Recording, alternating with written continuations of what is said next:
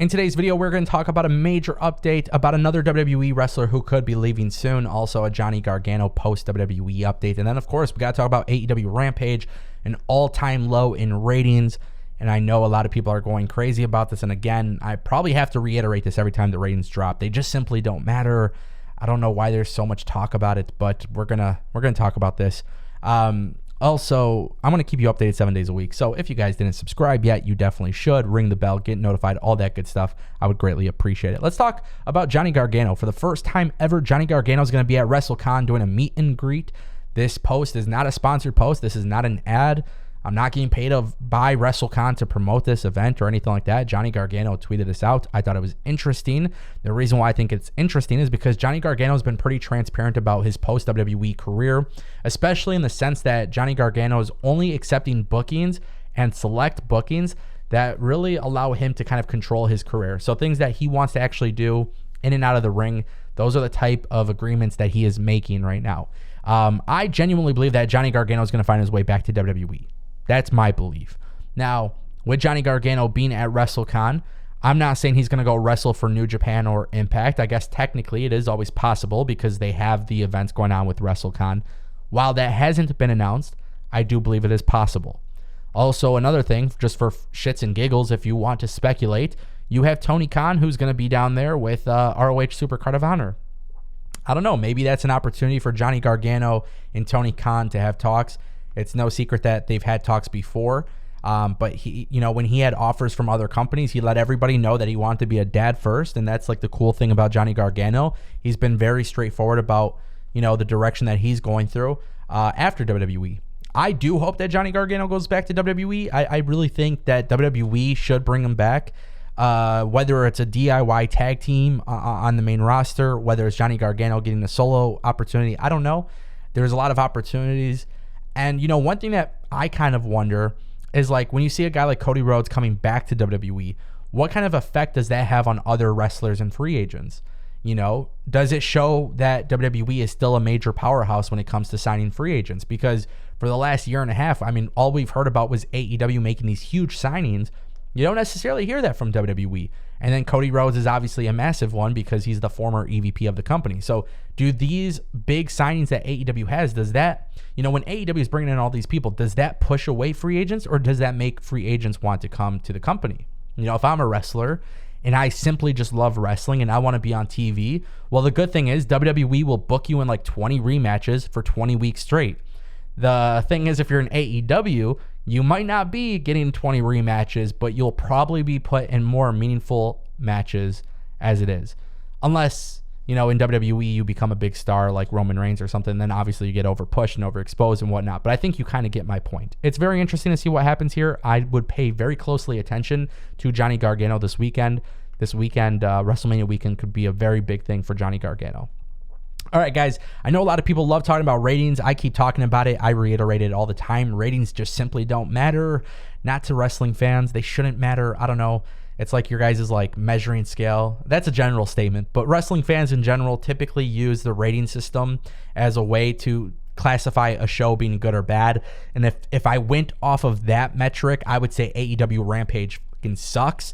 But we all know that's not the truth, right? Rampage was in pretty low viewership. They did 398,000 viewers. And that was because obviously they went live at 11:30 p.m. Eastern time, which was like an hour and a half after normal time. Now, first of all, congratulations for Rampage even drawing an audience whatsoever. But again, having a low number does not indicate that the show is bad. It doesn't indicate anything. And I don't know. I get really tired of having the ratings talk. I think a lot of people are trying to talk about ratings, whether it's WWE, AEW, or Impact. If you go off the numbers, I see NJPW does, a fairly low number on Access TV. But we all know NJPW is great too. So it's not the correct measuring stick. But there's a lot of people who are talking about Rampage and they think Rampage could be in trouble. And it kind of goes back to what I said about USA Network and NXT the other day. It's just like AEW and NXT, Rampage, NXT 2.0, Raw, SmackDown, Dynamite. All of these shows are going to get, they're going to be the reasons why WWE and AEW just get paid like fucking crazy. So, just keep that in mind. The TV rights and everything like that is it's going to come up at some point, and both of these companies are going to get the bag. So you can keep looking at these low numbers and think it's a big deal. And I'm not defending AEW here. I just don't think it's the correct measurement for whether a product is good or bad. And I'm not saying that to defend AEW and Impact.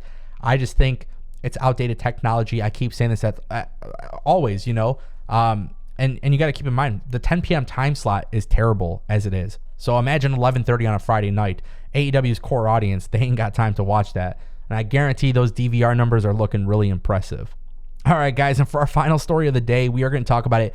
Oh, my goodness, I couldn't believe this. Flash Morgan Webster, his future in WWE is reportedly up in the air. Thanks to Fightful Select for this report. Their contract negotiations have stalled. Webster is now working with a short-term extension, but that is also expiring very soon. Now, the word going around is that Webster rejected WWE's initial renewal offer, and it's interesting. It's interesting. So here's the thing. There's no word on whether or not he's going to resign. Obviously, injury plays a role into it. If you guys don't know who Flash Morgan Webster is, you probably don't watch. Well, you probably didn't watch the UK Indies, which I can't fault you if you didn't.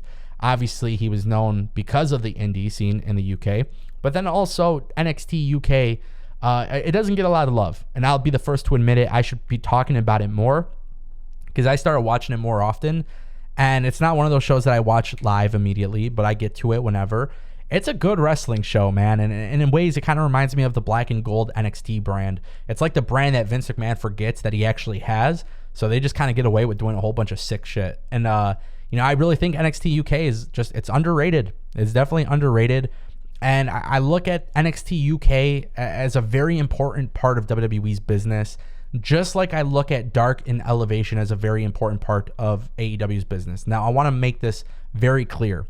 In the past, I have said that Dark and Elevation is a way for AEW to pad the records of their wrestlers. And I do agree with that 1,000%.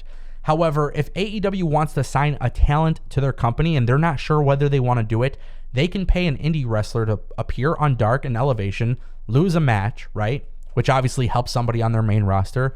But then with that move, they can then determine if that's a person they want to eventually push, maybe give them a full-time contract and whatever it may be. So it's an idea that I think really works for AEW. That's how I feel about NXT UK.